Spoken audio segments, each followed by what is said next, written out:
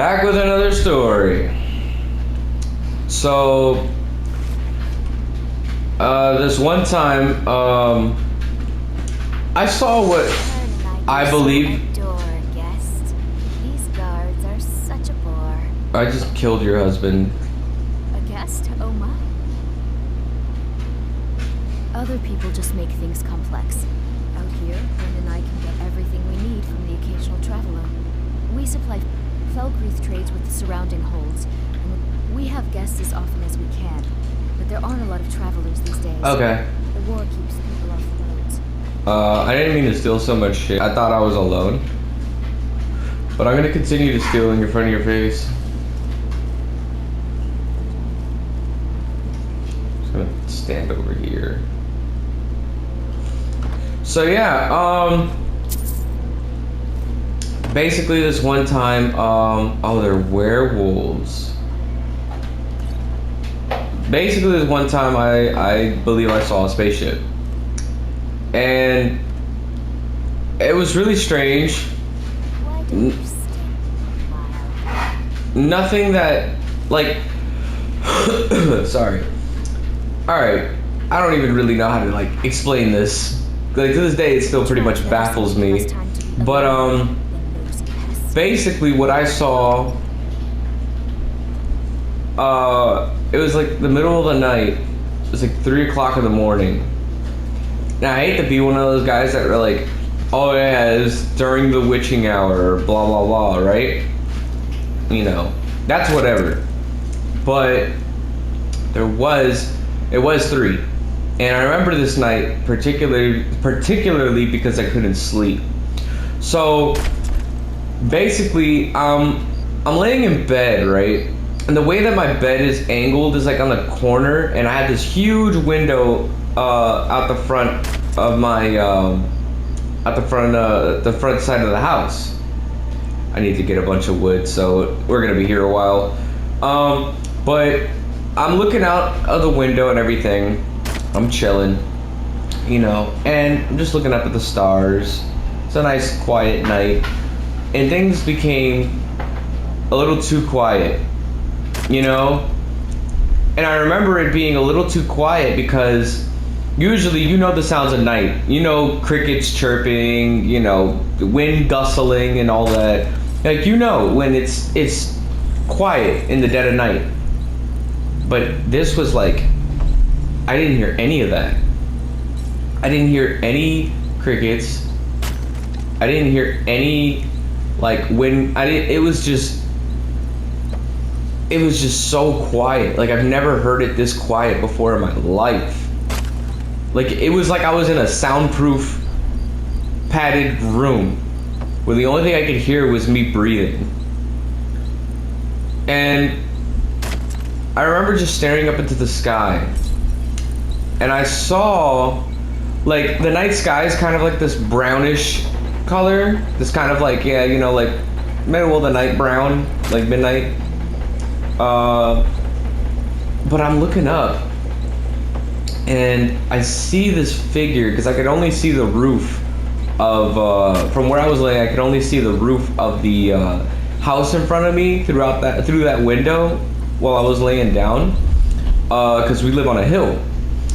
And I saw this figure that was so dark just cruise silently over that house. And I'm like, what is that? And then, like, I'm just like staring at it, and I'm watching it, and it is this huge, I mean, like, ridiculously huge, like I don't even know how to describe it, like buildings, like skyscrapers size huge. Like, it looked like it was like a mile long, like, at least. And it was this black, it was this like black hexagon, but it was more triangular. I don't know if that makes sense. So think of, alright, so you can think of like a hexagon, right? But it's even on all sides. But you look at a triangle. Now imagine that triangle, but the ends are cut off, but they're not cut off to where they're symmetrical to the other sides. If that makes sense. It's like a triangular hexagon. So I see something like that, and I remember it was so pitch black dark, like darker than the night sky, and it had 3 gigantic orange lights beneath them, and like kind of like in the shape of the triangle, not like in a line or anything, but in the shape of the triangle. And at the very center between those 3 orange circles was this red dot that was really bright, like a beam or something, like a laser pointer being pointed at you. So it was just really, really weird to see that. And it was like rotating over that house and rotating over my house counterclockwise. So like it was spinning towards the right, but not fast, like really, really slow and really, really quietly. It just floated over our house. And I remember seeing that and being so scared that I was just completely in shock looking at this thing. Like, this has to be a dream or something. Like, I gotta have sleep paralysis. I wanted to believe it was anything in the world but what I was seeing. No child should see something like this at this age, you know? It was so freaky, because in my head, you know, the only things that exist is our solar system. But to see something like this entertains the notion that there is life on other planets. Something like this could make you even abandon like faith in general, you know? So me being like around like 10, I want to say, maybe younger, I saw this thing and it just floated over my house. And after it flew over my house, I gained enough strength in me, like after being like completely shocked and like in like almost like I was like paralyzed with fear seeing this thing. I pinched my hand. I gotta be dreaming. And I felt the pinch. So I wasn't dreaming. So immediately after that, after I realized that I wasn't dreaming, I got up from my bed and I ran all the way towards the kitchen where they had this back window into where you could see the backyard. And I looked up to see if it was there passing over still, and it was gone. Completely gone. And that happened within seconds. Like from me realizing that I wasn't dreaming, like after it passed over, to me running towards the back to see it. And it wasn't there. It absolutely blew my mind. I never felt so small and so afraid in my life than to realize something like that. Like this is unrefutable evidence to me that there is life on other planets. And I didn't see no little stars. I didn't see no little lights flying around weird or stopping in the sky. I saw a freaking spaceship. A real spaceship. If you think it'll help. And yeah, it just stuck with me for years. And I talked to my mom about it. And I told my mom, you know, like what I saw. I was almost afraid to tell her because I was like, what do I tell her?